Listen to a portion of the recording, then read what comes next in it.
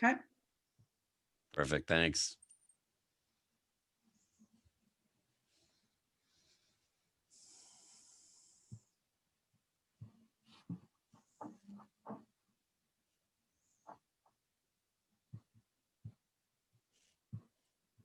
Good afternoon, everyone. And we're just watching the participants join us.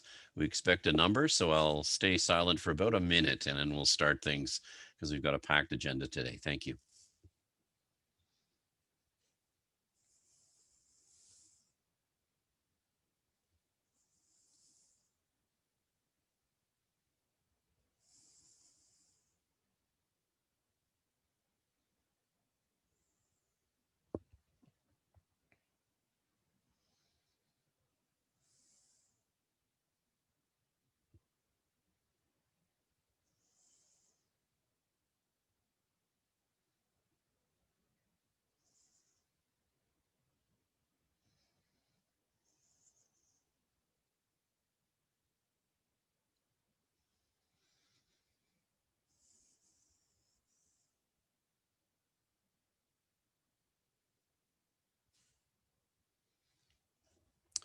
Got 12:01 Eastern Standard Time. We'll give it another few seconds because we're at a little less than half of what we have registered. So I think when we get a bit over half, we will start. Again, we have a packed agenda and we will be recording, so that will be helpful for people who may not be able to join us on the exact time.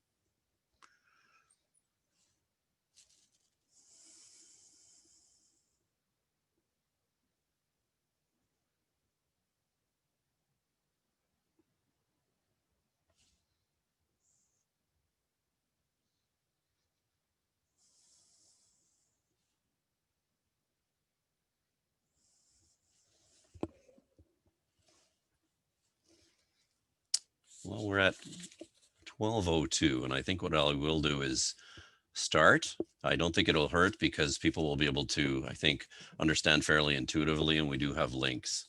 So good afternoon, everyone. My name's Steve Montague. I want to acknowledge that I'm speaking to you from the snowy Ottawa unceded territory of the Anishinaabe people, who were later called Algonquins by the European settlers. They were known for their trading and broad alliances, which is what we plan to extend as a bit of a tradition today. This is indeed an allied effort of the Performance and Planning Exchange and the Canadian Evaluation Society National Capital Chapter. We are supported today by Willow Group, and we're privileged to have CEO Sarah Scraggin today, along with Shirley Trowbridge and Wanda Byron, who will be helping us and who are behind the scenes. I'd like to also note that we will be a large group today, so please stay muted without video and ask questions in the Q&A and make comments in the chat if you would. We have a lot to cover today. We have at least 5 objectives that we're looking to bring forward. First is to bring you up to date on this knowledge uptake and use tool, which we think is a real world leading edge achievement so far, and it's been an ongoing one for several years. We're going to show you an example of the tool in use in an extensive application in a public-private partnership, which I think you'll find quite interesting.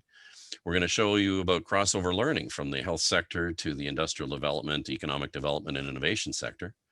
And we're going to talk about how to demonstrate this as a tool in terms of emerging systems and change management thinking and theories, because we think it fits right into that whole emerging sort of approach. And finally, we're going to model what we consider to be an open architecture, open license system. You will all be asked to join in as you would like, to try this out, to share your experiences, and to be part of our community. Our agenda today is really therefore threefold. It's a show and tell. We're going to cover the history, redevelopment, and use of the Qt. We're going to talk about this specific application in Woodworks, and we're going to have a Q&A and summary with the time that we have remaining.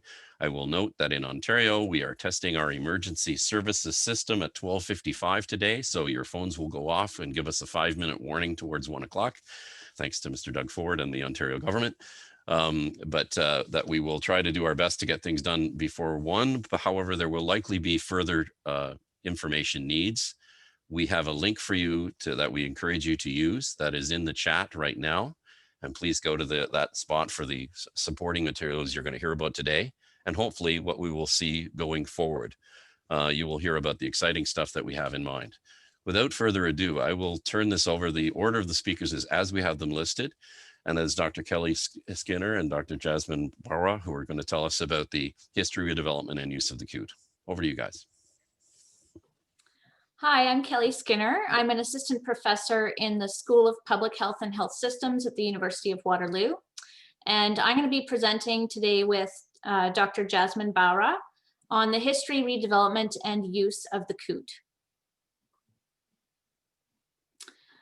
So we're going to cover a bit about just a brief bit about the history and looking at the development related to recent work that we've done around a scoping review, how we're actually redeveloping the tool, and a protocol study. Jasmine's also going to cover some aspects of the use of the knowledge uptake and utilization tool and next steps. So when we talk about evaluating knowledge translation, there's a variety of measures being used to evaluate knowledge translation and exchange, and also knowledge product effectiveness and impact. However, few tools have really incorporated theoretical frameworks, and even fewer tools can be applied across disciplines or unique knowledge products. As we know, a lot of the KT work has been done in the health field in the past. So the initial goal of this tool started a long time ago in 2004. And what I really wanted to do was to find quantitative models or scales that we could use to measure the reach and uptake of disseminated practices. It was part of a best practices in type 2 diabetes project. So there was a number of innovative practices that were being disseminated, and we wanted to see if people were actually taking up and using those practices that were being disseminated. And how could we measure that? So one of the reasons for measuring this is really resource stewardship, to make sure that what we're expending our energy on actually is getting used. To also look at effective dissemination, as well as interaction between both knowledge producers, so people who produce various knowledge products, as well as knowledge users. So the original knowledge uptake and utilization tool was published in the Canadian Journal of Program Evaluation in 2007. And at that time, it was the title of the paper was Developing a Tool to Measure Knowledge Exchange Outcomes. So these were described as knowledge exchange outcomes. And the tool was then sort of rebranded and renamed to the Knowledge Uptake and Utilization tool. And this is really a theory-based questionnaire tool to generate performance information and also to evaluate how the information or knowledge products or processes are being taken up by people and utilized. So the tool consists of two main parts. There's two sections. The first section looks at use and uptake of knowledge products or processes that have been disseminated. It consists of a 44-item questionnaire with 9 categories, and the questions were designed and formed by the literature. The second section covers non-use, so why somebody might not take up and use a knowledge products, and as well as a scoring system was originally developed as a part of the tool. So these 9 categories were based on Knott and Wildavsky's work from 1980, so work from a long time ago. But really what it shows is this tool is based on theory. So if we think about these stages that Knott and Wildavsky had developed around the knowledge utilization, there are 7 stages that they developed. And then when I worked on this tool to develop this tool, I added 2 stages, awareness and effort. So if you think about as somebody moves through a continuum of taking up and utilizing information, there's various steps that they might go through to do this. And so the steps that Knott and Wildavsky had designed are awareness. So being firstly, actually that was the step that I added, sorry. Awareness is first being aware of the information, and then reception. So someone receiving the information or actually being able to take it in. Cognition, so reading, digesting, and understanding the information. Discussion is the next stage where people alter their frames of reference to the new information. And reference is the stage where this information or knowledge product might influence someone's adoption of that information. Effort is where someone favors this information over other types of information. Adoption is where it can influence outcomes and results. Implementation is where adopted information becomes practice. And the last one is impact. So these are tangible benefits of that information. So just to quickly show you what the original COOT looked like, this shows the sections, the first several sections of the COOT. The first section was on use and uptake, as I mentioned. And so you can see here that within each of those categories, the Naughton-Vildovsky stages of knowledge utilization, there are several questions that operationalize these categories. So it follows through awareness, reception, cognition, discussion, reference, effort, and adoption. And then on to implementation and impact. And depending on how someone might answer these questions, it determines sort of their level of use or their level of knowledge uptake and utilization. We also had a category where if someone actually did not take up and use the knowledge product or information that was disseminated, we had a section on deliberate non-use. So why someone might not use this knowledge product or information. And that section was actually based around work that had been done by Maureen Dobbins at the National Collaborating Center for Methods and Tools. And some examples of this are maybe the timing was wrong, so it wasn't a good time to actually adopt this information. Other things like they might already have an equivalent source of information in place, and so this one didn't actually make more sense to take up. Or maybe they weren't at the level of decision making to be able to take up this information, so their own individual level didn't enable them to do that. So I'm now going to pass to Jasmine Baura, and she's going to cover the scoping review, as well as redevelopment the tool and some of the COOT users. Great, thanks, Kelly. So before working on the redevelopment of the COOT, we had conducted an extensive scoping review to see what other tools were being used to assess knowledge uptake and utilization. So this year, the scoping review was published in Evaluation and Program Planning, and it involved screening over 6,500 citations, after which we found only 2 tools, including the COOT, which could be used to assess knowledge uptake and utilization of both knowledge products and knowledge translation processes across disciplines. So just briefly to go through a summary of what we found, the majority of the tools that we came across focused on usability. And most of the tools were developed with a specific project or product in mind. So this meant that few tools could be applied more generally to all knowledge products or processes across disciplines or sectors. Advantages of the COOT that became especially clear after conducting this review was that it could be applied across any knowledge product or process, irrespective of the sector, and that the COOT assessed 9 different domains. And importantly, it allowed us to capture how a knowledge product or process was being used. So the COOT is now over 10 years old, and we found that it's been widely adapted and used by different organizations. And there has been a demand to revamp this tool and to build validity evidence. So we are currently in the process of the COOT redevelopment. We also published a protocol study last year in the Health Research Policy and Systems Journal, which outlines the protocol that we're engaging in order to do this redevelopment process, which you can check out. But just briefly, the key 4 phases that we're engaging as part of the redevelopment included, of course, the scoping review, interviews with knowledge users or with users of the COOT, and receiving expert feedback on the different items and domains in our tool. After going through these different domains with experts, we're planning on doing further pilot testing and doing analyses involving reliability and generating more validity evidence. So I'll briefly show now some of the feedback that we have received from our user interviews. So following the scoping review, we had conducted interviews with 12 users of the COOT.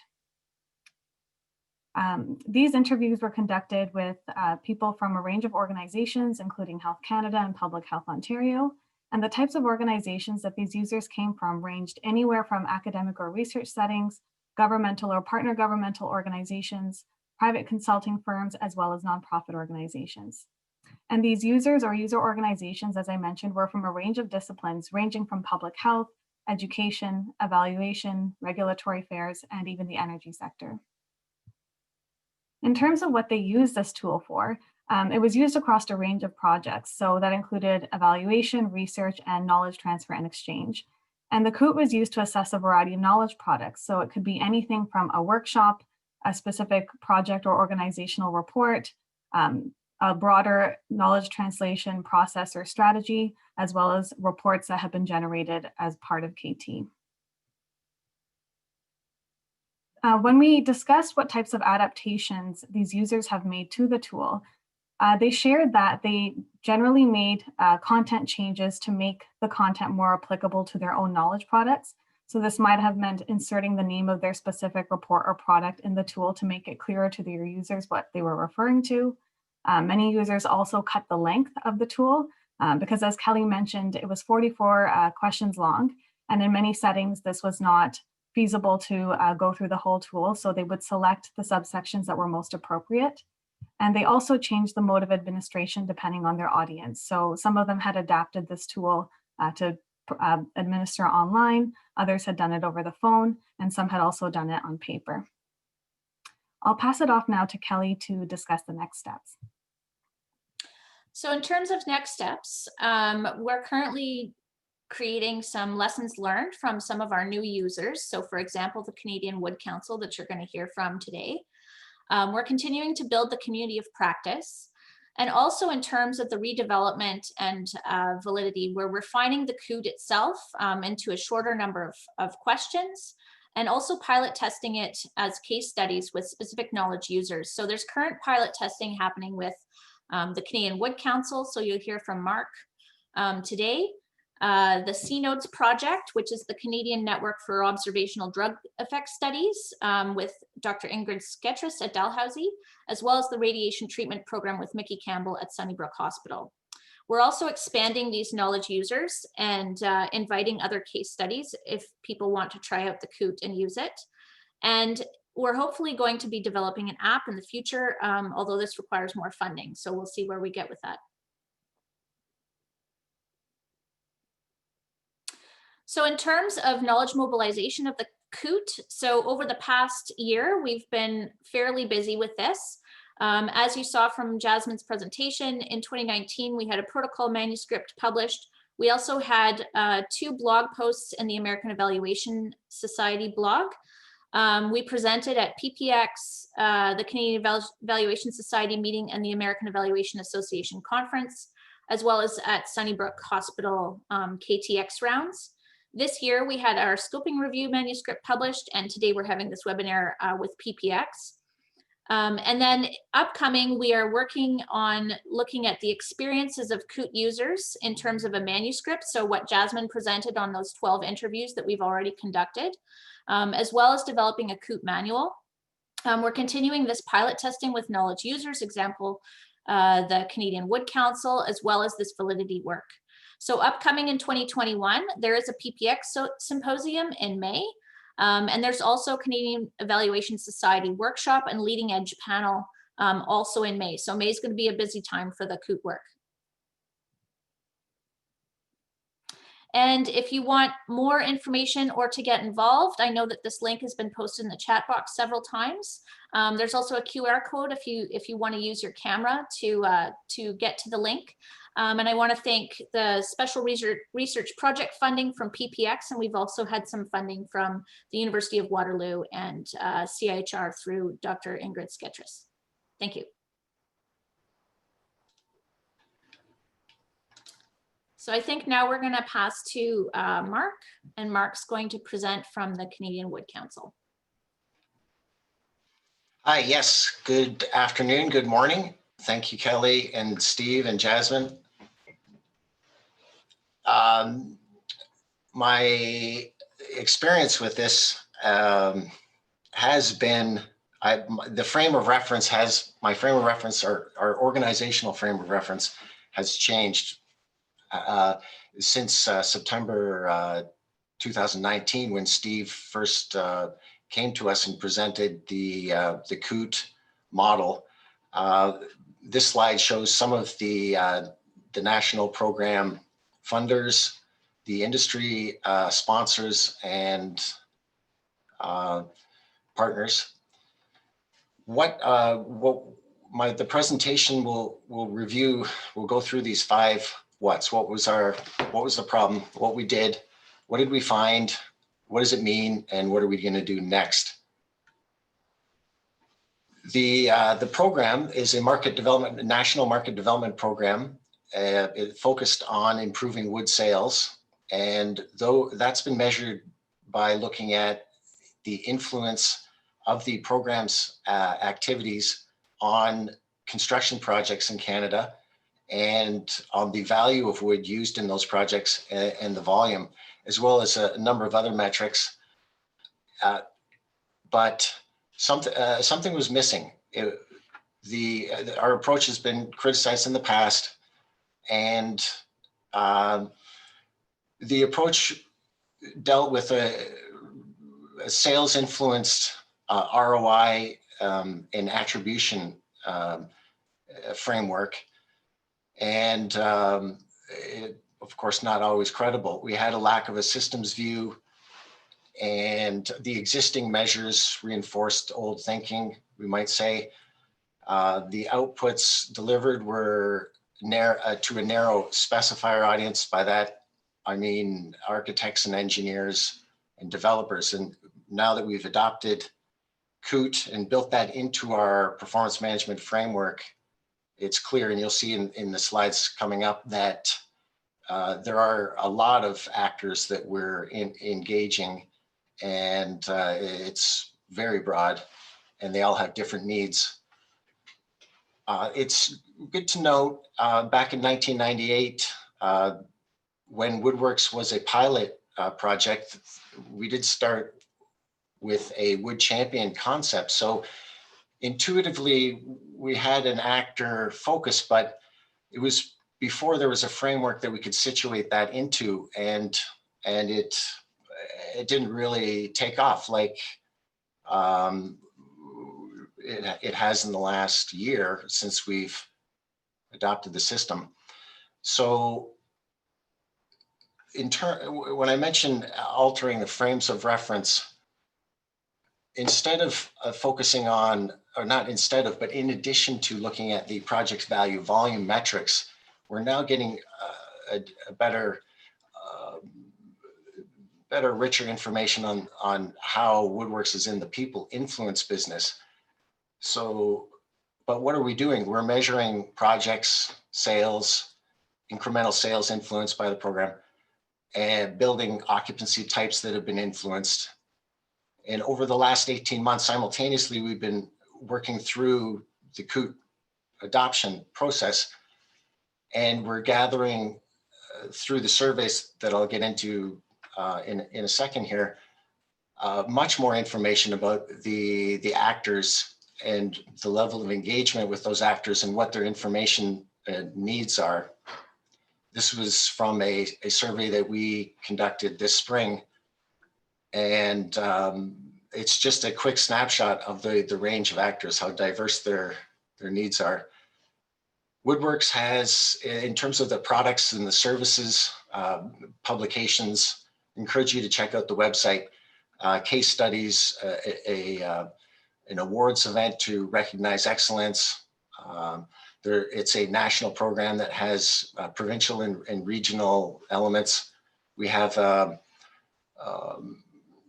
new initiative supported by NRCan through the Green Construction Through Wood program called Wood Smart, which is to increase the wood content in post-secondary education institutions. We have a number of things going on all the time across the country. And there is an e-learning center with over 154 different courses right now, and a resource hub that has learning objects in it intended to help educators increase the wood content in their courses. We do a number of in-class sessions for professionals as well as for students. So what we did, we had several meetings with the directors of all the provincial programs, our funding partners, our industry partners, our coaches. Thank you, Steve. And we expanded our framework. We discussed and adopted a systems view. We almost came full circle. I see it back to the wood champion concept with a actor focus. We recognized the results chain of influence model. And I strongly believe we created an easier way forward to set benchmarks by looking at the knowledge uptake and use by actor group or by region or by topic. And I'm looking forward to getting into developing these readiness scorecards by actor type. This one here, when Steve put this up on the screen in the boardroom at the Canadian Wood Council office, we were lost for a few minutes. But this describes the system and all of the actor groups operating within that system, with Woodworks providing information, products, services, and supports. When the system is expressed this way, we can look at it can be complicated and multi-layered, but low external factor influence and high external actor influence. And we know that when we have supportive policies, systems, and supply and demand conditions created and enabled by these actors, change happens. All of these groups can be reached, and we're expanding our reach and the types of knowledge products that we offer for all of the different actor groups. Mark, if I could jump in on that one, the interesting thing here is that, you know, as Mark said, you help people focus away from those two on the right-hand side, which is the architects and engineers, which tended to dominate the thinking, even the survey design, and even and all of the reporting, and included the system intermediaries and the government policymakers, the other parts of the ecosystem, as we like to call it. Now, the model that had the eyes glazed over was a lot more complicated than this one, actually. So we've simplified it down a little bit. But people seem to really relate to this now, and the beauty is they're now measuring against all of them, not just the guys on the right-hand side. So that, to my mind, that's a really important expansion and is very much on point with current thinking around ecosystems in change. Mm-hmm. Thanks, Steve. These are the three major actor groups, the decision makers, influencers, and players. This has been very helpful. The stepladder model. There's a number of broad activities that are designed to engage a broad group down in the awareness building, and then more resources are required in order to for these higher touch intensive problem solving activities, such as one-on-one technical support. And now with the surveys, we're more credible here in describing the desired practice and behavior change. And important to note here that up to now, and I know there are those on this session who are using this model or have thought about it, some from years ago and some from more recently. But the point being, up to now, the measurement has tended to favor the high intensity stuff, because that's where you get the most feedback. The people who respond to questionnaires, typically, the people that you get better feedback from tend to be the high intensity. And for a trade related organization, for example, and there are several on this call, you end up hearing from those who you work with most, but you don't hear from the people that you touch more lightly and might be absolutely critical to influencing the change. This allows us, and what you'll see in a few minutes, is that we're now getting good responses from those other groups that are helping to enable the change, not just the groups who are in the core of it, so to speak. So what we've done since September 2019, we've attempted to understand this, the theoretical frameworks, the influence funnel, and the theories of progressive change. We believe we're validating the results chain model through the surveys that we've issued and received, all designed with Steve's help and Dr. Skinner's work and previous work on stages of knowledge utilization. So we're an example of a user that has adapted and shortened the framework. We have one annual survey completed and a number of ongoing surveys for the current online education programming. The annual survey, which I'll get into, was broken into 3 sections: the education events, communication and awareness building, and the awards or the recognition of excellence. Currently for the ongoing surveys, they're sent out 2 weeks after the activity. For the annual survey, that was a longer, up to 12 months of time passing before the survey. This is the national survey, just quickly to show you, broken into 3 parts with the key questions of moving from awareness to use included. So this is what I mean here. And I've got some statistics on this in a second. Did the event increase my awareness, my understanding, my likelihood, and my actual specification or use? So what happened? We do have a lot of data to organize. We narrowed the 44 questions down to 16 for the education and 12 for communications, 13 for the awards. Just for the national survey, we had 686 responses to the education area. And it became very clear that we're dealing with multiple actors. There's different levels of engagement and, importantly, different levels of readiness. After that national survey, we refined the design. We appreciated the need to be consistent across Canada. We sent out survey number 2 in April and over 20 more to date. We expect to have at least 50 by the end of March. That's a lot of Excel tables and charts to compile. Fortunately, we're getting some help on that. We have started to identify and prioritize follow-up actions. We need to do that quickly because there's an open call for proposals for next year right now. So appreciate the opportunity to talk to you all about this. Some current insights. It's important for us, the systems view, recognizing all of the different actors and their different levels of readiness, and keeping the REACH resources results model in mind when we're developing our program plans. Also, keeping in mind the high and low external influence issue and what WoodWorks can be accountable for, what outcomes we can be accountable for within that context. So quickly here, we've got the response rates for the first 19 surveys, not the national one, but this is the surveys that followed that one. These were for online webinars, which are national or international.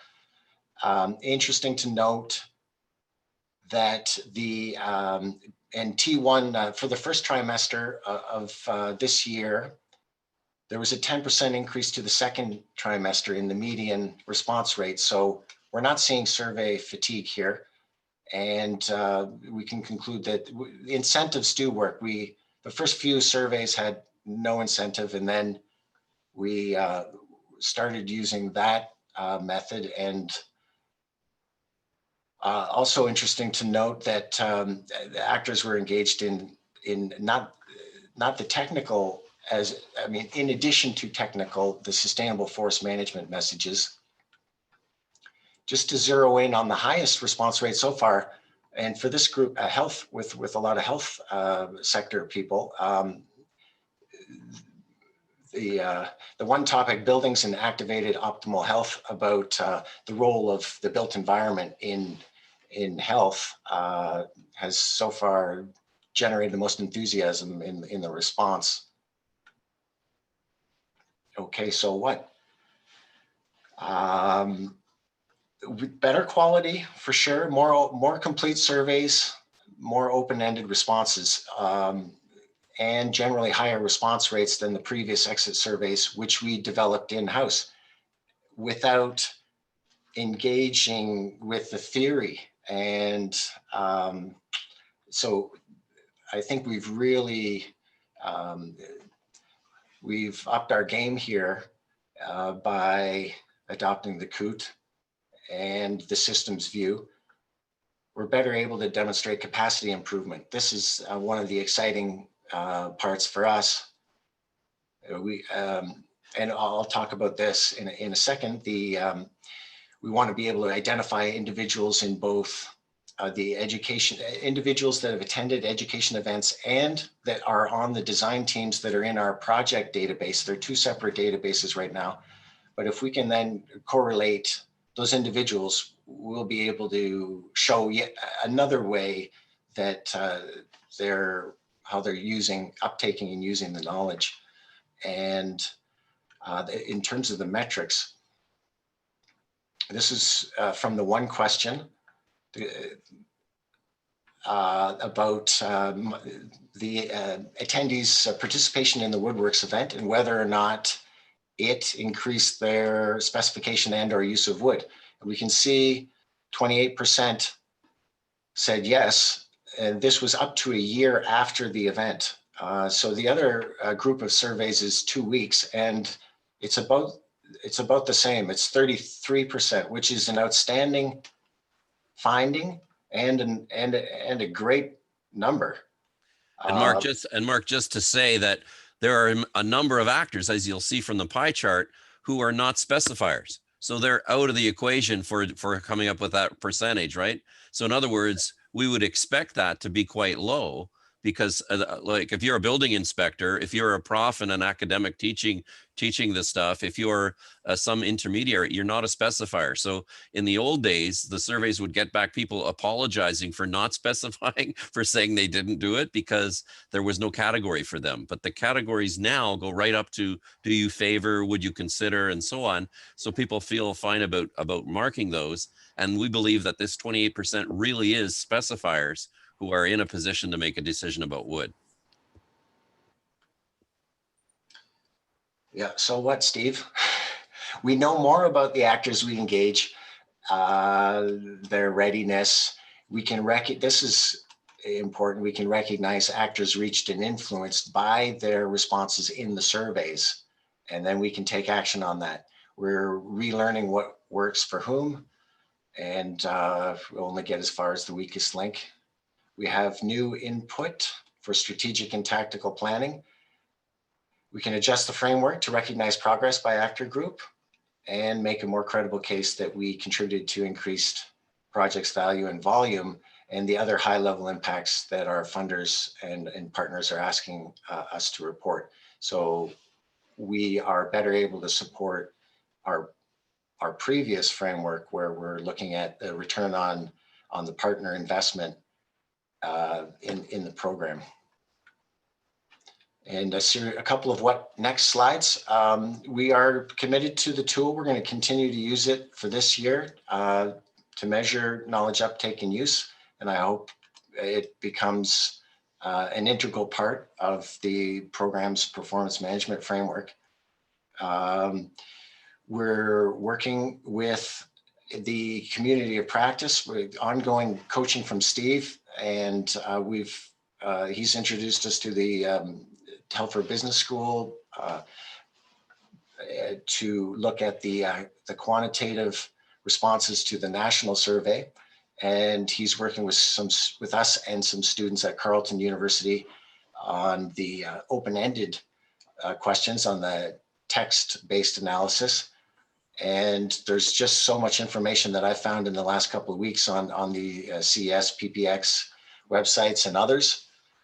And there's a lot to sort of absorb and translate into the Woodworks management system. We're doing it. We can use the findings to demonstrate actor capacity improvement and other results. I'm looking forward to convincing everyone at CWC and Woodworks that we need to undertake these case study scorecard projects and really become masters of understanding the different levels of readiness by actor type. I think that's very important and can drive the strategy, it can drive tactics and our operational planning. And so we're going to be feeding those insights into our future plans, increase our confidence internally. I need to do this session with all the staff so that everyone understands what we're doing and why, and what kind of findings are coming out of the work. Our next national survey would start next spring, and then we can compare the results to the first survey. And here's a quick review of one of the most important next steps that I think we need to look at, which is linking the attendees of our education events to constructed projects. And so we need to do some database work here. And then that will help demonstrate the reach, use, impact, results chain. Mark, we have a question from Eileen about going over the categories of influencers again. And I believe that's slide 39. I think you may have the control there. We'll do this before we go to the broader Q&A, if that's okay, because we're going to just hit the technical questions. It's a great question because it's one we've had a lot of discussion about. We're showing you the one that Etienne Lalonde, who is the head of Woodworks, is actually the next one. Going the other way. Yeah. Next one. These sort of go together, but this is actually Etienne's slide that he provided for funders. I think we have some funders on this session, so they can affirm that this is how he's seen it. This is not Steve's, this is not Mark's, this is the head of the organization's view for now, and we've had back and forth about what these mean. It's actually really, really cool to get into this dialogue. The group has been talking about broadening its reach for the last 4 years. I've been in attendance at some of their meetings at Woodworks and Canadian Wood Council, but they've never had measures of these other groups. So they say they're going to reach out to building officials, where in some parts of the country, and I know we have people from coast to coast on today, by the way, which is fantastic. For those of you in British Columbia, for example, building officials are pretty much on side with tall wood buildings. We have now 12 stories that you're allowed in the National Building Code. They have something over 20 pilot communities doing this. You have Brook Commons, which was a lead in North America in terms of doing 12-story and plus with wood framing. But contrast that to the Atlantic provinces, where I also know we have people on from today, where the building officials are much more reticent. Insurers are more reticent. Valuators are more reticent. So these influencers in the second level become really, really critical in some of the areas where the adoption of this innovation is newer. So we're really seeing that the ecosystem players are absolutely critical and different depending on the region of the country and depending on the type of innovation and the life cycle stage that it's in. So we're finding this very, very interesting. And again, the knowledge uptake and use tool is now open enough and flexible enough that it can get messaging from all these groups, whereas in the past, just this orange group was really focused on. Is that fair, Mark? And again, for some of the funders and evaluators on this call, and I know from sometimes a few years ago and some many years ago, you can attest that this is a wider ranging view than I think we've seen before. And I won't want to sound at all pejorative of the Canadian Wood Council, but it might not have been until very recently that we have really embodied this kind of breadth of thinking, and the use of the tool is helping do that. So it goes hand in glove with an enhanced, let's call it program theory, for those of you in the evaluation game who get that. And it's exciting to see, because what we're showing you here, Mark's not a career evaluator. Mark is a line manager and reporting specialist and a forest products and wood construction specialist. And look what he's able to show here in terms of the thinking that goes deeper on this, and that they're sharing with all communities.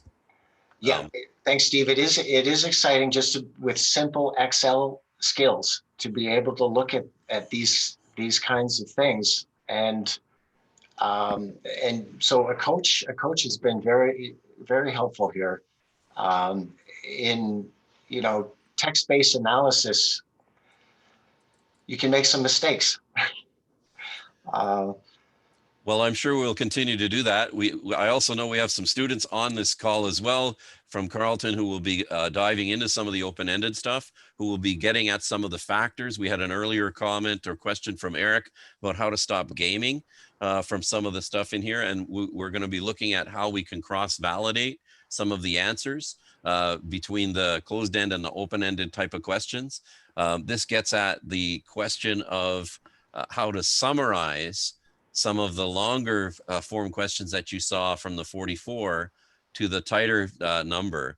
We did this somewhat intuitively in this case, but Kelly and Jasmine have done this in a much more systematic way. And I know, Kelly, you wanted to respond verbally to that. So maybe we would hit that one as a recent question, and we can look at some of the others, but that was one that came early.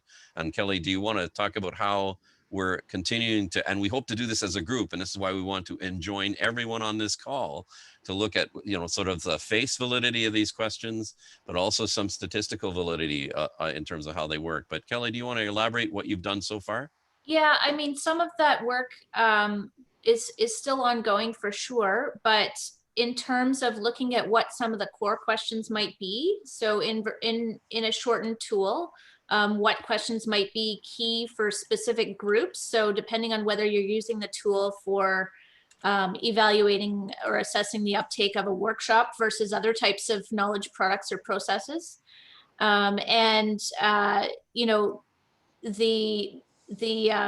psychometrics of that, she isn't on the call here. We have somebody that we've been working with who has that kind of background. But we're asking people who are either subject matter experts in KT or evaluation, as well as experiential experts, which are the knowledge users, to actually make comments on the tool itself. Our hope is to do some of that at this workshop at the Canadian Evaluation Society meeting in May of next year. And I'm hoping that we'll also have an online opportunity for people to comment on the tool itself. So building sort of the validity data around how people would want to use it, and how what the questions mean to them, and how their potential audience might respond to those questions, if that makes sense. And Kelly, it does completely. We have a question from Marie-Philippe about accessing this. As we said at the outset, this is completely open architecture, open license, however we want to call it these days. We're posting our surveys online. There are some, there are even further things that Kelly and Jasmine have accumulated that we actually need to post more online, because we want to have a bit of a clearinghouse to show what kind of questionnaires people have used and what their results have been to the full extent possible. Again, we don't believe that holding this too close to the vest is the right way to go. We want to be able to show this and share this, and then to develop benchmarks and norms that we can all work with together. So that's why we'll count on the goodwill of everyone on the call, but look at the systems that have worked in the world. Wikipedia, somebody pointed out the other day on ideas. It's an open access thing. It got early criticized, but unlike many sites, and we won't know who they are, it has actually survived pretty well. We want to kind of do the same thing with this. And what's been fantastic is the take up so far, again, coast to coast to coast in Canada, some of whom are on this call, I believe. And then secondly, across sectors and across professional expertise, which you've seen in front of you today. So that's what's really exciting. So how do you get involved? Just ask us. Kelly and Jasmine's emails are there. My email's there. We've got the website. We've got Mark's email as well, if you're interested, from the forest products and construction component. So don't be shy. We can follow up with anyone who would like to. Do any of you guys have any questions you've spied that you would like to address that have come in? Shall we go to the Q&A and summary section, I guess, of our event, to make sure we keep everyone on time? We are a few minutes away from the hazard warning, the security alert that we're going to get from Ontario. So I don't know if there are any questions, or whether we would like to go live with any questions. Any comments? Question on the scorecard, the case trial scorecard concept. Yeah, and this is an evolutionary process. Again, there are probably some who we worked with who know a little more about this than others, but we're looking at marketplace readiness. Those of you in the innovation game, or in the trade support game, market development game, or any of those related, there's a sort of an innovation readiness rating that we're trying to get to. We think this kind of a tool will really help us do that. It doesn't have to. It can be simply used for the uptake and use of information. You know, a spoiler alert, we're going to be sending everyone who's attended more or less a version of this in 2 weeks to see how it comes out. And so you'll be able to see it there. But again, we strongly believe that it can be used to help to frame those kind of questions and that kind of analysis. So that's sort of a scorecard is it's a term that people like to use. It's sort of a readiness rating. And so again, to give you a very specific example here, those insurers, when we hear from them in the west of the country, in British Columbia, which has a wood culture, so to speak, they seem more ready. Their responses will say they're more ready to use wood. When we see it in Atlantic so far, and this is very, very crude, our students will help us come up with, you know, a little more precision to this. They're seeming less influenced at the moment. So there's a readiness that pre-exists, that our information hits, and then people are willing to accept the message more or less readily, if you know what I mean. And then that gets them to a readiness level to adopt the innovation. So we're quite excited for the implications here. Or it could reveal a lack of readiness and a gap. That's where we're seeing this tool will be very helpful, because while we might have a lot of resources for architects and engineers on the technical side, we know we need more resources for insurers that speak specifically to that actor group. Same for finance, same for planners and zoning. So now we've got a system or a framework to organize and make sure that we're bringing everyone up in the system at the same, or, you know, they're getting what they need because they're telling us, and they have been in the exit surveys, but this is just much more insightful, a tool to use. Yeah, exactly. It's one tool of many, and this hopefully we think is flexible enough to fit in with many systems. In terms of, you know, we have a question about not sharing a document, and Nancy Carter's got that one. Thank you, Nancy. And I would say absolutely. To know the wood sector and the forest product sector, again, without sounding I don't want to sound in any way sort of elitist about it, but there are some groups that are going to be right into the detailed information, and there are some who are going to be much more pragmatic, and it's more conveyed by webinar, by showing, by having an on-site. For example, the burn test. Here's a little piece of information for all of you. Wood buildings, when they're made with cross-laminated timber, actually do better in fire performance than concrete and steel. Now, full disclosure, as you can tell, I'm associated with these guys, but you have to see it to believe it. And so fire officials and other construction leaders and so on, go to the site, look at that, and then we're doing this kind of a follow-up to see whether they favor that information, whether they believe it, essentially. And so you can do this, and it's a very good question, Nancy, because, you know, Kelly, correct me if I'm wrong, but this started with some fairly sophisticated packages for people with diabetes, or people treating people with diabetes, for either healthcare workers or others. So it was a fairly extensive and probably like old school report type stuff that they would be consuming. And it started on that, but we've adapted it to webinars, to sessions, to 1-hour workshops. And we're seeing that it seems to work. So we're quite excited by that. Sorry, does anyone else want to jump in on that?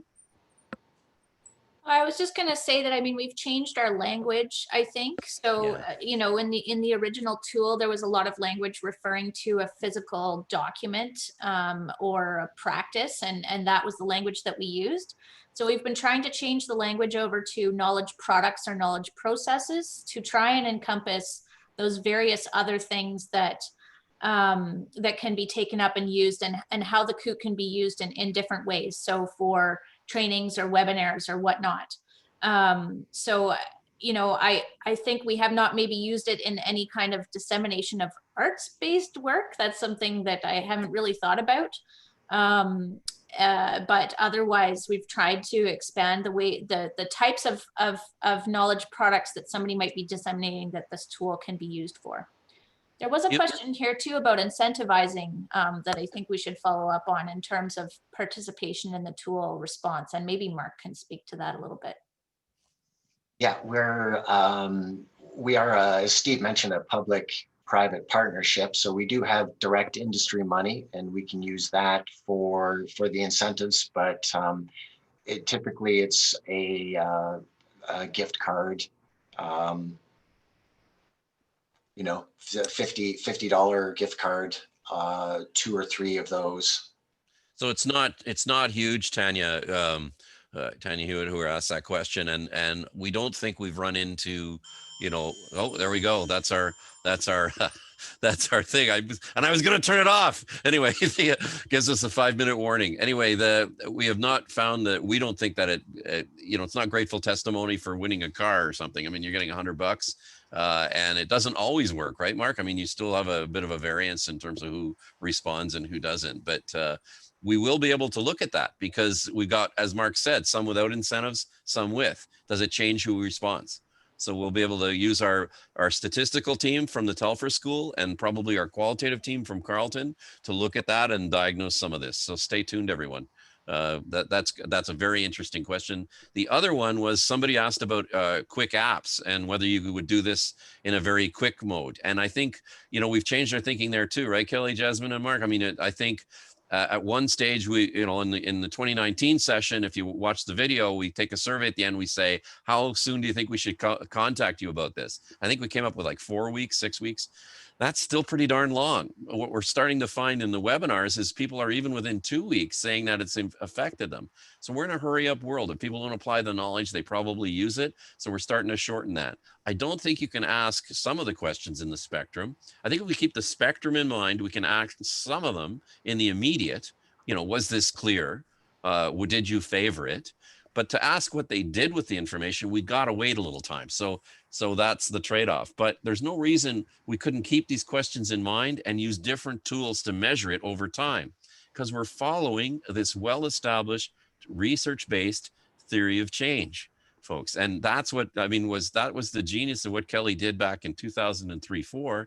And that's what we think we're building on, the insight and frankly, the Canadian legacy of building a theory-based information collection tool on knowledge uptake and use, which is like a cornerstone of work. So we're very excited by it. We're thrilled by the kind of questions you guys are giving us, and we hope many of you will stay involved. I don't know if there were some last words from some folks. I figure we probably have a pretty hard stop at 1. Anybody want to talk about, we've got exciting stuff down the future, so we hope you'll all stay tuned. I'll let us go around the panel maybe and let people jump in with important things that they think are messages for us today. Yeah, I think maybe referring back to the website again, that we're going to try and keep that part updated in terms of getting information back to people. So that's a place to check as things are happening. There are these upcoming PPX symposium and CES events that are happening next May, and hopefully we'll have more of an update at that point as well. Someone also asked about seeing the presentation again. Will a link be sent to the recording? So there is a recording of this presentation, and it will be posted on the website link that you've seen in your chat boxes, as well as that's on this page on the screen here. That's correct. We didn't want to promise it too early in case you got Zoom bombed, but we're pretty close to finishing, and we had so far so good. And none of our Russian PPX members have jumped in, so that's good too. So we should have a recording for everyone shortly.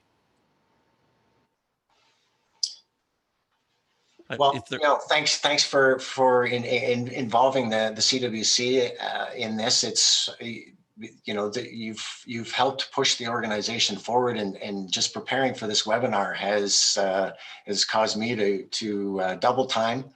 I know, right in the middle of your meetings with funders, and we apologize for that, Mark, but let me be the one to thank you, because one of our missions here is to cross fertilize PPX and CES sort of as it's emerged, is there to link groups that are sort of in the the corporate management or in the evaluation function or measurement function with people who are line managers, who are real users, who are using information to manage. And that's key goals. And that's what I feel we've seen today. And it's fantastic. I want to really thank Kelly and Jasmine for, keeping so succinct and tight with your presentation. We could easily do this as a half day.